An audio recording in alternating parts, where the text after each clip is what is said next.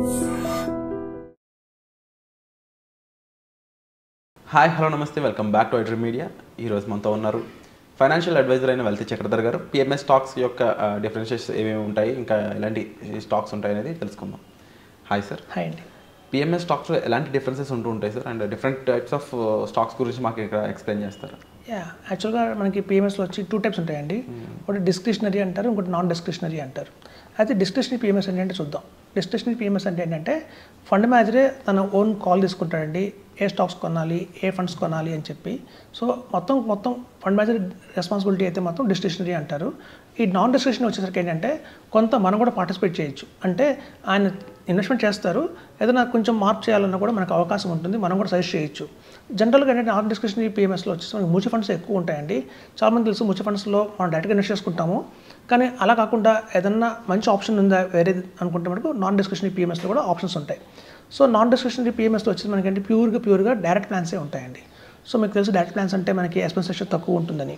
So మరి వీళ్ళు తీసుకుంటే అత్యధికంగా ఏంటంటే ఒక ₹1 తీసుకుంటారు మేనేజ్మెంట్ ఫీజ్ కింద, ఎందుకంటే మేనేజ్ చేస్తున్నారు కాబట్టి.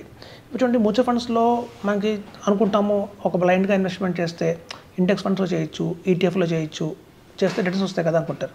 కానీ చూడండి ఒక బెంచ్ మార్క్ అనేది ఒకటి ఉంటుంది. సో ఈ బెంచ్ మార్క్ని మించి రిటర్న్స్ ఇచ్చేవే మనకి ఫండ్స్ కొంచెం బెస్ట్ ఫండ్స్ ఉంటాయి. ఇప్పుడు చూడండి ఈటీఎఫ్స్కి ఇండెక్స్ ఫండ్స్కి మ్యూచువల్ ఫండ్స్కి డిఫరెన్స్ ఏంటంటే ఇవి ఒక ప్యాసివ్ ఫండ్స్ అంటారు. ఈటీఎఫ్ అంటే మనకి ఇండెక్స్ ఫండ్స్. ఒక అడ్వైజర్ మనకు వద్దు, మనం సొంతంగా చేసుకుందాం, ఎంతో కొంత రిటర్న్ వస్తుంది, ఒక బ్యాంక్ ఎఫ్డీ కంటే బెటరే, పీపీఎఫ్ కంటే బెటరే అనుకున్న వాళ్ళకి ఇండెక్స్ ఫండ్స్ ఈటీఎఫ్ కరెక్ట్ కాదు. కొంచెం ఎక్స్ట్రాడినరీ రిటర్న్ రావాలి అంటే 12% మించి రిటర్న్ రావాలి, 50% మించి రిటర్న్ రావాలంటే మాత్రం బెస్ట్ మ్యూచువల్ ఫండ్స్ తీసుకోవచ్చు.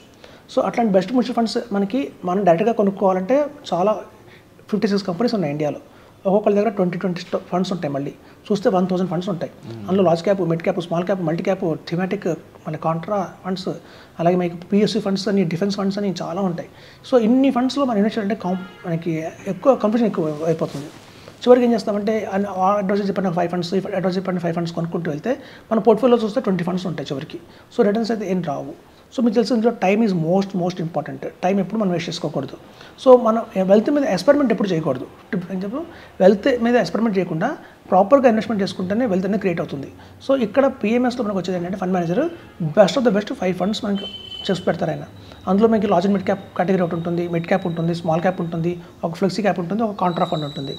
అలా రికమెండ్ చేసిన ఫండ్ మేనేజర్ ఏదైతే 5 ఫండ్స్ ఉన్నాయో అవి కాకుండా ఏదైనా మార్చాలి. సపోజ్ వాళ్ళు for example DSC small cap పెట్టారు. సో డిఎస్సి స్మాల్ క్యాప్ మీద మీకు అంతగా ఇష్టం లేదు, ఆ ప్లేస్లో మీరు నిప్పాన్ స్మాల్ క్యాప్ మార్చుకుందాం అనుకున్నారు అనుకోండి, ఆ అవకాశం మీకు ఉంది ఇక్కడ. సో మేము నాన్ డిస్క్రిషనరీ పిఎంఎస్లో మనం చెప్పొచ్చు ఫండ్ మేనేజర్కి, మాకు instead of DSC small cap replace చేయండి, ఎదర్ క్వాంట్ స్మాల్ క్యాప్ కావచ్చు, ఎస్బీఐ స్మాల్ క్యాప్ కావచ్చు, నిప్పాన్ స్మాల్ క్యాప్ కావచ్చు. సో వాళ్ళు వెంటనే కనుక ఆ ఫండ్ని రీప్లేస్ చేస్తారు. సో ఇక్కడ మన రోల్ కూడా చాలా ఇంపార్టెంట్ ఉంటుంది. So out of 5 funds 2 funds మనం కూడా చెప్పినట్టుగా వాళ్ళు మారుస్తారు. సో అలా మనకు ఇద్దరు కొలాబరేషన్లో వెళ్ళేదే ఇది. సో ఎప్పటిదాకా మనకి ఆ 1% మేనేజ్మెంట్ ఫీజు ఉంటుందంటే మన పోర్ట్ఫోలియో ఎప్పుడైతే 2 crores దాకా ఉంటుందో అప్పుడు. వన్స్ మన పోర్ట్ఫోలియో 2 crores దాటిందనుకోండి, అంటే పెట్టింది 50 lakhs, ఆఫ్టర్ 7 or 8 years ఆ 2 crores అయిందనుకోండి, అక్కడి నుంచి మేనేజ్మెంట్ ఫీజు వచ్చి 0.50% ఉంటుంది. 50 పైసలు చాలా తక్కువ. సో మన కార్పస్ పెరుగుతున్న కొద్దీ కూడా మన ఎక్స్పెన్స్ రేషియో అనేది తగ్గిపోతుంది, ఇందులో మేనేజ్మెంట్ ఫీజు తగ్గుతుంది. సో అట్లా కూడా మన లాభం పొందొచ్చు. సో ఇందులో ఎస్ఐపి ఉందా అంటే ఇందులో కూడా మనకి సిస్టమేటిక్ ఇన్వెస్ట్మెంట్ ప్లాన్ లాగా ఎవ్రీ మంత్ ₹50,000 మనం యాడ్ చేసుకోవచ్చు అండి. ఎప్పుడైనా మార్కెట్ పడినప్పుడు అడిషనల్గా యాడ్ చేసుకోవచ్చు, లేదా ఎవ్రీ మంత్ కూడా మనం ఎస్ఐపి లాగా ₹50,000 యాడ్ చేసుకోవచ్చు. సో పిఎంఎస్లో ఆ ఫెసిలిటీ కూడా ఉంది. అయితే సిస్టమేటిక్ విత్డ్రాల్ ప్లాన్ ఇవాళ రేపు అది కూడా చాలా పాపులర్గా ఉన్న ప్రోడక్ట్ అది కూడా. సో అలాంటి ఆప్షన్స్ ఇందులో ఉన్నాయి. అంటే ఇందులో కూడా చూడండి పిఎంఎస్ 2 రకాలు ఉంటాయి. ఒకటి ఈక్విటీ పిఎంఎస్ ఉంటుంది, అంటే మనకి గ్రోత్ స్టోరీ, ఒక 5 yearsకి డబల్ అవ్వాలి, 10 yearsకి మల్టీఫోల్డ్ అవ్వాలి అనుకుంటే ఈక్విటీ. అలా కాకుండా మనం విత్డ్రా చేసుకోవాలంటే మాత్రం సిస్టమేటిక్ విత్డ్రాల్ ప్లాన్లో బ్యాలెన్స్ అడ్వాంటేజ్ ఫండ్స్ ఉన్న పోర్ట్ఫోలియో కూడా ఉంటుందండి.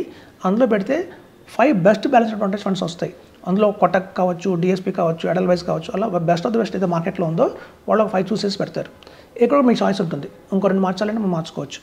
సో అట్లా పెట్టిన ఈక్విటీ మన ఏదైతే బ్యాలెన్స్ అడ్వాంటేజ్ ఫండ్స్ ఉన్నాయో ఇట్లాంటి పోర్ట్ఫోలియో మీద ఎవ్రీ ఇయర్ మనం సిస్టమ్ విత్డ్రాల్ లేక తీసుకోవచ్చు. జనరల్గా ఏంటంటేనండి సిస్టమ్ విత్డ్రాల్ ప్లాన్లో ఎవ్రీ మంత్ తీసుకోమని చెప్తారు, కానీ నేను ఎప్పుడు కూడా రికమెండ్ చేయనండి.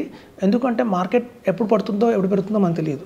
మంత్లీ తీసుకుంటే ఏమవుతుందంటే ఒక పక్క మార్కెట్ పడుతుంది, మనం కూడా తీసుకుంటున్నాం అనుకోండి, ఇంపాక్ట్ చాలా ఎక్కువ ఉంటుంది మన ప్రిన్సిపల్ మీద. కాబట్టి ఏంటంటే ఇయర్లీ వన్స్ తీసుకోమని చెప్తాను. ఇప్పుడు చూడండి, సాలరీడ్ ఎంప్లాయీస్కి అయితే ఎవ్రీ మంత్ సాలరీ వస్తుంది, కానీ బిజినెస్ పీపుల్కి ఎవ్రీ మంత్ వస్తుందంటే రాదు. అగ్రికల్చరల్ వాళ్ళకి ఎవ్రీ మంత్ వస్తుందంటే రాదు, 6 months ఒకసారి వాళ్ళకి ఇన్కమ్ వస్తుంది. అట్లాగే మనం కూడా ఇయర్లీ వన్స్ తీసుకుని మీకు ఎంత కావాలి ఇయర్కి, సపోజ్ పర్ మంత్ 1 lakh కావాలనుకోండి, ఇయర్లీ 12 lakhs. సో ఆ ఇయర్లీ 12 lakhs ఒకసారి డ్రా చేసి పెట్టుకున్నారు అనుకోండి పక్కన, దాన్ని మీరు వాడుకోవచ్చు సంవత్సరం అంతా. సో నెక్స్ట్ ఇయర్ మళ్ళీ కావాలంటే మనం తీసుకుంటాం. అలా చేయడం వల్ల ఏంటంటే ఈ షార్ట్ టర్మ్ క్యాపిటల్ ట్యాక్స్ని తప్పించుకోవచ్చు ఫస్ట్ ఆఫ్ ఆల్. ఇంకోటి ఏంటంటే ప్రిన్సిపల్, మీకు ఎగ్జాంపుల్ చెప్తాను. మన ఇంట్లో కరివేపాకు చెట్టు ఉందనుకోండి, ఆ కరివేపాకు చెట్టులో మనకి ఏదైనా సాంబార్ పెట్టేటప్పుడు కరివేపాకు రెమ్మలు రెండు తొంపుకుంటాం, చెట్టుకి ఏం ప్రాబ్లం లేదు, చెట్టు బాగానే ఉంటుంది. తుఫాన్ వచ్చిందనుకోండి, తుఫాన్ వచ్చి చెట్టు ఇరిగిపోతుంది. అంటే తుఫాన్ వచ్చి చెట్టు ఇరిగిపోయింది, మనం కూడా కరివేపాకు రేపులు గీస్తున్నాం అనుకోండి, చెట్టు కాస్త పోతుంది. సో అట్లాగే సిస్టమేటిక్ ప్లాన్ కూడా మార్కెట్ బాగా డౌన్ అయింది అనుకోండి, డౌన్ అయినప్పుడు మన ప్రిన్సిపల్ కూడా చాలా తగ్గుతుంది. ఆల్రెడీ మనం 1 కోటి రూపాయలు ఉన్న మన ఫండ్ 70,000 లక్షలకి పడిపోతుంది. మనం ఇంకా తీస్తున్నాం అనుకోండి, మళ్ళీ గ్రో అవ్వదు అది. సో కాబట్టి అంత ఇంపాక్ట్ ఉంటుంది. సో కాబట్టి అప్ డౌన్ మార్కెట్లో బాగానే ఉంటుంది, సిస్టమేటిక్ ప్లాన్ ఎవరి మంది తీసుకోవచ్చు. కానీ డౌన్ సైడ్ మార్కెట్లో తీసుకున్నాం అనుకోండి, డబుల్ ఇంపాక్ట్ ఉంటుంది. సో మన ప్రిన్సిపల్ కూడా ఒక్కొక్కసారి ఎరోజ్ అవుతుంది. కాబట్టి ఏంటంటే అలా తీయకండి, ఎవ్రీ ఇయర్లో ఒకసారి తీసుకోమని చెప్తున్నాను. సో పిఎంఎస్లో సిస్టమేటిక్ ప్లాన్ ఆప్షన్ కూడా ఉంది, ఎస్ఐబి ఆప్షన్ ఉంది. మన నాన్ డిస్క్రిషనరీ పిఎంఎస్లో కూడా మన చాయిస్ ఉంటుంది 2 funds మార్చుకోవడానికి. సో ఇట్లాంటి అన్ని బెనిఫిట్స్ ఉన్నాయి. కాబట్టి ఎవరి దగ్గర అయితే 50 lakhs ఉన్నాయి అంటే మాత్రం ఖచ్చితంగా మీరు పిఎంఎస్కి వెళ్ళమని చెప్తాను. అండ్ ముఖ్యంగా సార్, పిఎంఎస్కి మనం డెసిషన్ తీసుకున్నాక మీరు అంటున్నారు ఎవ్రీ ఇయర్లో వన్స్ ఒకసారి తీసుకుంటారు, no problem. And minimum amount వచ్చేసి ఇన్ని సమ్ సెటన్ ల్యాక్స్ అనేది ఇన్వెస్ట్ చేయాలి, 50 lakhs ఇన్వెస్ట్ చేయాలండి. అండ్ ఆఫ్టర్ ఇన్వెస్ట్మెంట్ తర్వాత ఈ లాంగ్ టైంలో మనం ఎప్పుడు బయటికి రావడం కరెక్ట్ అంటారు? ఎందుకంటే ఇన్వెస్ట్ చేయడం అందరూ చెప్తారు, బట్ ఏ టైంలో బయటికి రావాలని ఎక్కువ మంది చెప్పరు. అట్లా లాంగ్ టైం ఉంచేసుకున్న నో ప్రాబ్లం విరాట్ గారు అంటారా, లేకపోతే అది డెఫినెట్లీ నెక్స్ట్ జనరేషన్ కోసం బాగా యూజ్ అవుతుంది, 100% ఒప్పుకుంటాము. వాట్ ఈస్ ద బెటర్ అంటే escaping plan, like 30 years, 20 years, long time next generation కూడా ఉంచుకోవచ్చా? ఇది ఆబ్వియస్గా నెక్స్ట్ జనరేషన్ కూడా ఉంచుకోవచ్చు అండి. అందులో నీడ్ బేస్డ్ అంటాం. నీడ్ బేస్డ్ అంటే ఏంటంటే అవసరం అయితేనే తీసుకోవాలి. సపోజ్ ఏదన్నా పిల్లలు మన ఫారెన్కి వెళ్ళి చదివించాల్సి వస్తుంది, ఫారెన్లో వెళ్ళారు. సో పిల్లలు కొంతమంది ఫారెన్లో ఇల్లు కట్టుకుంటున్నాం, కొంచెం డబ్బులు అడ్జస్ట్ చేయమంటారు. అలాంటి మన ఏదైనా నీడ్ ఉంటే మాత్రం తీయచ్చండి, తప్పు లేకుండా. ఎంత కావాలో అంత తీయచ్చు, లంసంగా కూడా విత్డ్రా చేసుకోవచ్చు. మనం పెట్టే సిస్టమేటిక్ ప్లాన్ ఏదైతే ఉందో పిఎంఎస్లో, అది మీరు చెప్పినట్టు 50 lakhs 1 CR అవుతుంది, 2 CR అవుతుంది, 3 CR అవుతుంది, మల్టిఫైడ్ అవుతుంటుంది. అలా పెడుతున్నప్పుడు మనం ఎంత కావాలో ఇయర్లీ అంతా మనం తీసుకున్న కార్పస్లో కూడా బ్యాలెన్స్ ఏదైతే ఉంటుందో. ఇప్పుడు చూడండి, చాలామంది పిల్లలు ఫారెన్లో సెటిల్ అవుతారు. సో వాళ్ళకి డెలివరీస్ చేయాల్సి వస్తుంది, అప్పుడు పేరెంట్స్ ఒక 6 months వెళ్ళి అక్కడ ఉంటారు, మరి చాలా ఖర్చులు ఉంటాయి. సో అట్లాంటి టైంలో కూడా మనం విత్డ్రా చేసుకోవచ్చు. సో పార్షియల్ విత్డ్రాల్ కూడా ఉంది ఇందులో. మ్యూచువల్ ఫండ్లో ఎస్డబ్ల్యూపీ లాంటిది ఇందులో ఏమన్నా ఉందా సార్? ఉందండి. మ్యూచువల్ ఫండ్స్లో ఏదైతే ఎస్డబ్ల్యూపీ ప్లాన్ ఉందో అదే మనకి సేమ్ రిపీట్ అవుతుంది పిఎంఎస్లో కూడా.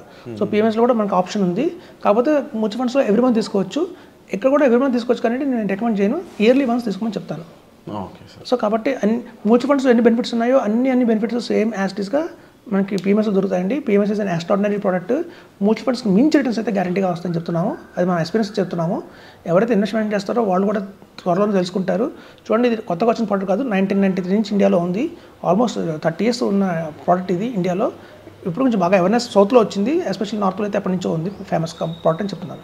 Wonderful sir. So PMS stocks సంబంధించి ఎటువంటి ఇన్ఫర్మేషన్ కావాలన్నా మీరు వెంటనే డిస్ప్లే అవుతున్న నెంబర్స్ కాల్ చేసి సార్తో మాట్లాడవచ్చు, పర్సనల్ అపాయింట్మెంట్స్ అనేది బుక్ చేసుకొని మీరు ఇన్వెస్ట్మెంట్ కూడా స్టార్ట్ చేయొచ్చు. Thank you so much. Thank you అండి.